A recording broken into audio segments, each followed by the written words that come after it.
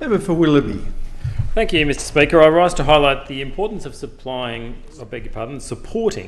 quality early childhood education and care, and the need to give a fair go to community-run services across our great state. Every day, parents entrust educators with what matters most: their children.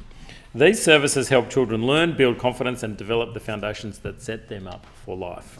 For modern families, early childhood education is also an essential community service. Parents are constantly managing the juggle of work, family, caring and community responsibilities. They need affordable, high-quality care close to home and, above all, somewhere they can trust.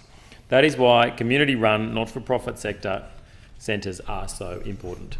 They are shaped by parents, run for community benefit and focused on quality care and education rather than shareholder returns. Yet too often these services are not getting a fair go.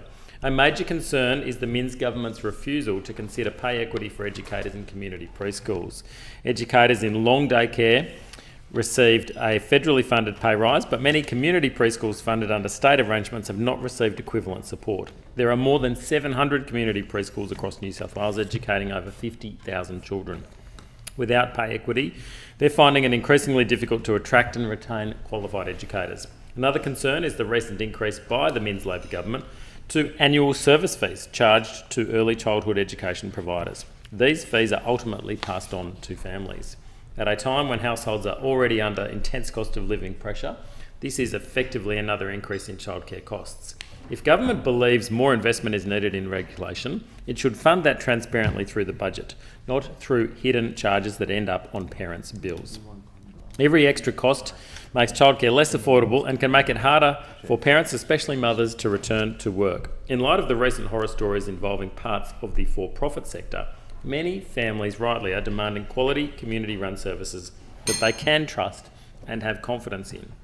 That means supporting a diverse sector, including strong community-run and not-for-profit providers. In the Willoughby electorate, one of the most valued and long-standing community childcare services is now facing a battle for survival. The community-run, not-for-profit Kelly's Place Children's Centre in Crows Nest has served local families for almost 40 years. Parents and past students and families I've spoken with speak overwhelmingly of the exceptional quality of care and just how much this service means to them. Yet Kelly's Place is now facing closure because North Sydney Council and the state government intend to demolish the centre to build a small park. For years, the centre was reassured by council that the park project would not proceed unless and until a viable relocation plan had been secured. But it has now been told it must vacate by the end of this year. No suitable relocation sites have been identified, no relocation funding has been offered, and there is plainly insufficient time to secure new premises, obtain approvals, fit out a new facility and relocate before the deadline. If this goes ahead without a relocation solution, it will effectively mean the permanent closure and loss of Kelly's Place. What makes this even more troubling is that this proposal would use state government funding intended to build infrastructure in growing precincts. Crows Nest is exactly the kind of area where both open space and childcare are needed.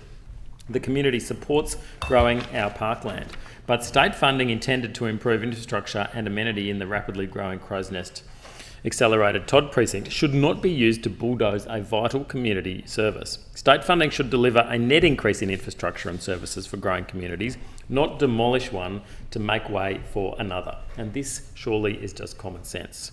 Families should not have to choose between a park and childcare centre. Both are essential to a livable community. In the weeks since Council informed Kelly's Place that it would be evicted at year's end, there has been an incredible groundswell of community support for the centre.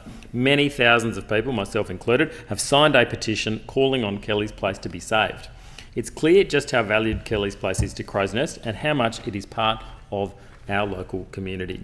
There's been no detailed plans released and no community consultation conducted over this project, and yet Kelly's Place is now told, effectively, you're out.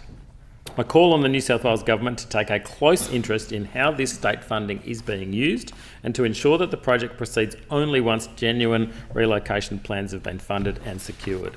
If the park expansion is to proceed, then support must be provided to identify suitable nearby premises and fund the relocation and fit out of a new facility. Kelly's Place has a long, proud history and there is little local support for an outcome that sees it forced to close. It deserves a future, and the children, parents and educators who rely on it deserve certainty.